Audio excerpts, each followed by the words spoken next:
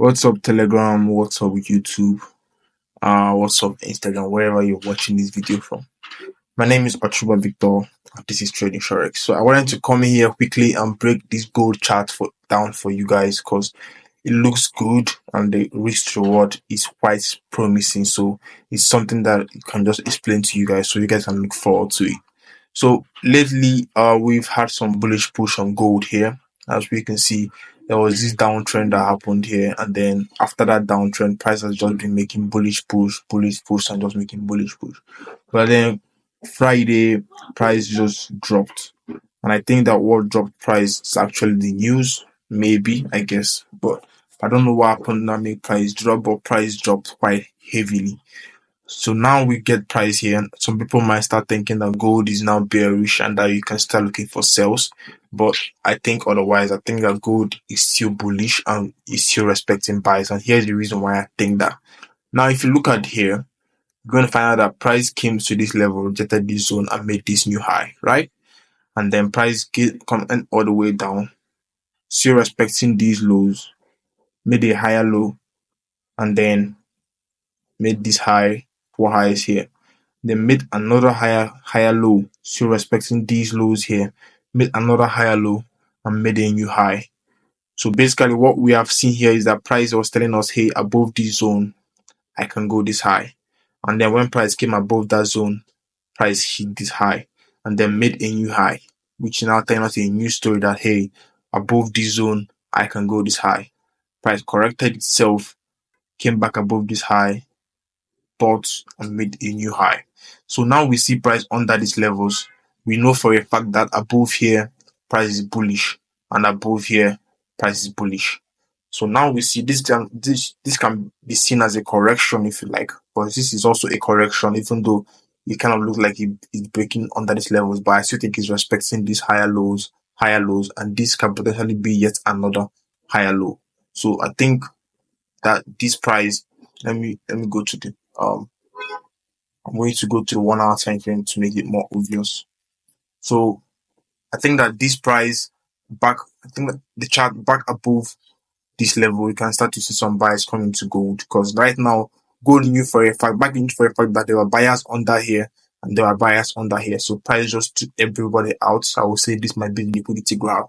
And then I think that back above here, that gold can potentially start to look for some momentum, some bullish pressure, some bullish pressure for price to start targeting highs and potentially reach these levels. So this is what I think about gold.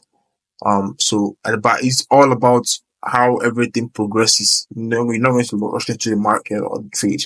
I think it's all about how everything progresses, and then I think that this is what the trade might look like if it becomes valid, and this is an absolutely massive trade. So it's just something for you to have an eye on and just see how everything plays out. Aside from that, I don't really see any opportunities on another pair. Aside, okay, Nasdaq for next week, we are still waiting for price to correct itself back into this area, because this is a new indication for price. Why did I choose say it's a new indication? If you go to the daily time frame, you're going to realize that price has actually had a massive indication to the upside, so we expect some corrections. And the last 2 days, we have these red kind of mentions indicating to us that probably the correction is now starting to come. Right, so if you go to the 1 hour time frame, you can now expect some sales, even though we are in a bullish market. So you can expect some sales, short-term sales at least. So now we have this new indication under these levels. Can expect price to make its way back above here, and then under these levels again. We already know for a fact that under here price is bearish. So under these levels again, you can take sales and target these lows and potentially lower. US 30.